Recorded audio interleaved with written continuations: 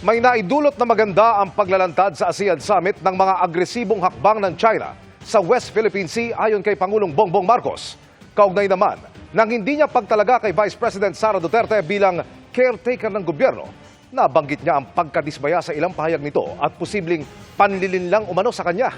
Nakatutok si Ivan Mayrina.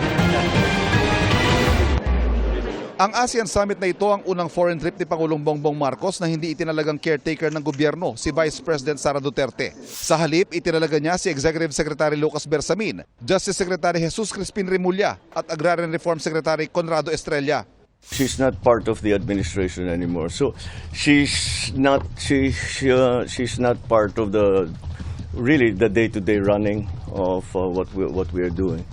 So it would be unfair to ask her to now to impose that duty on her, since that's not part of her work now. Yeah. Pero nang tanungin kung anong relasyon nila ni VP Sara, aminado siyang nadismaya siya sa sinabi ni VP Sara na hindi siya itinuring na kaibigan ng bise. How would you describe your relationship with the Vice President now?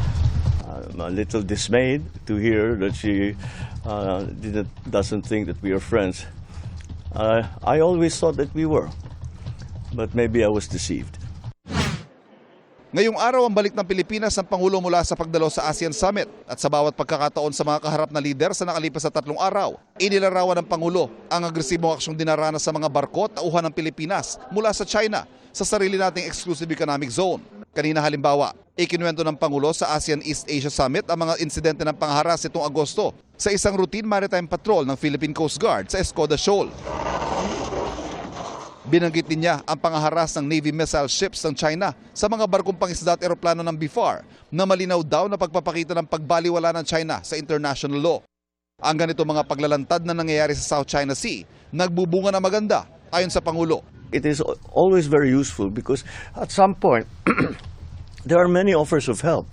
And they say, if that is the problem, maybe we could do this. Maybe our country can send vessels. Maybe we can have joint operations. Maybe we can have discussions. Maybe I can serve as an interlocutor.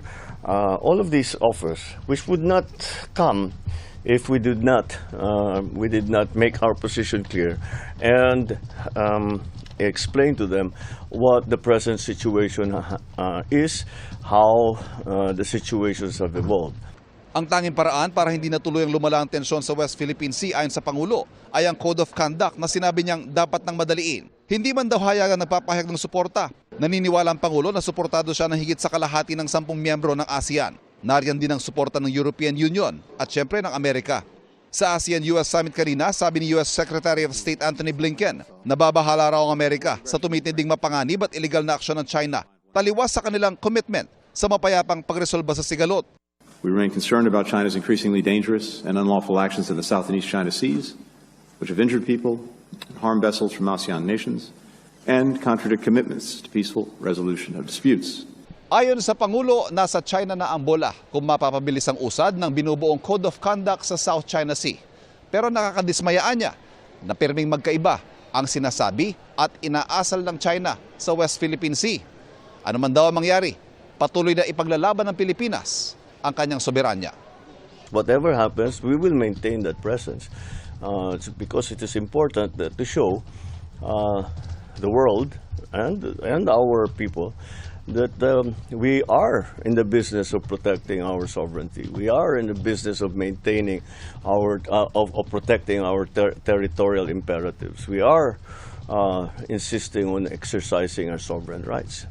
Mula sa Lao People's Democratic Republic para sa GMA Integrated News, Ivan Mayrina, nakatutok, 24 oras.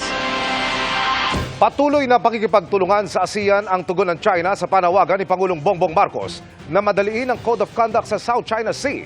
Sabi pa ni Chinese Foreign Ministry spokesperson Mao Ning, generally stable o matatag ang sitwasyon sa South China Sea dahil sa pagtutulungan ng China at mga bansa sa Southeast Asia.